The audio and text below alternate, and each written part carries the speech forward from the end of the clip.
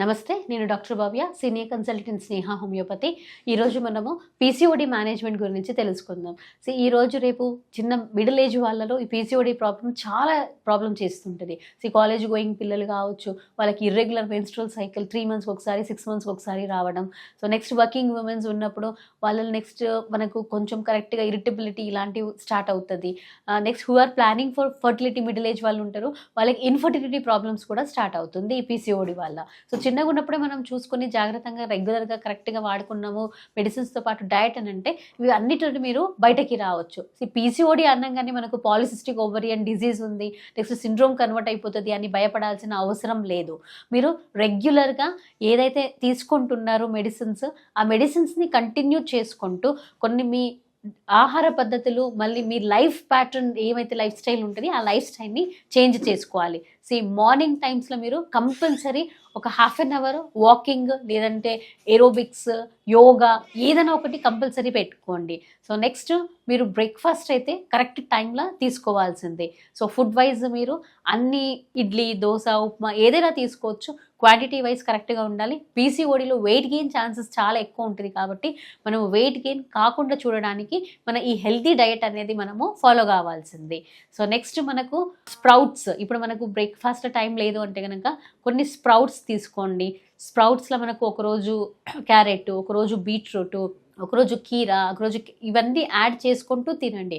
That మీకు protein అనేది supplement అవుతుంది. కరెక్ట్గా మీకు నెక్స్ట్ మెన్స్ట్రువల్ సైకిల్కి హెల్ప్ చేయడానికి కూడా ఇవి కరెక్ట్గా ఉంటుంది. ఓకే, ఫుడ్ తీసుకున్నారంటే మనకు మెన్స్ట్రువల్ సైకిల్స్ రెగ్యులేషన్స్కి, కొన్ని హిమోగ్లోబిన్ మెయింటెనెన్స్కి, ఇవన్నిటికీ కూడా హెల్ప్ అవుతుంది. నెక్స్ట్ వచ్చేసి మనకు ఆఫ్టర్నూన్ లంచ్లో మీరు ప్రతి ఒక్క ఫుడ్ తీసుకోవచ్చు. రెస్ట్రిక్టెడ్ అనేసి ఏమీ లేదు ఇక్కడ.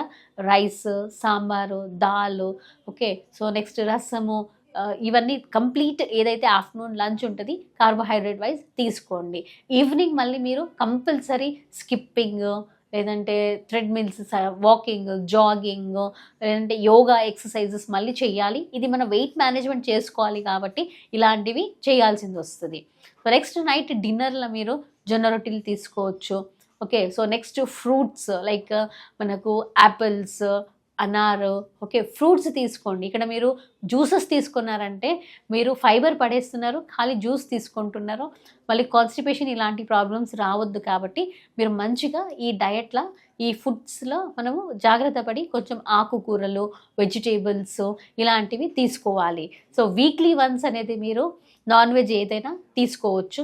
అయినంత వరకు అవాయిడ్ చేస్తే బాగుంటుంది. లేదు మీరు చాలా క్రేవింగ్ ఉన్నారు అంటే కనుక తక్కువ పోర్షన్స్లో మీరు ఒక చిన్న బౌల్ అంతా ఏదైనా సరే మీరు తీసుకోవచ్చు.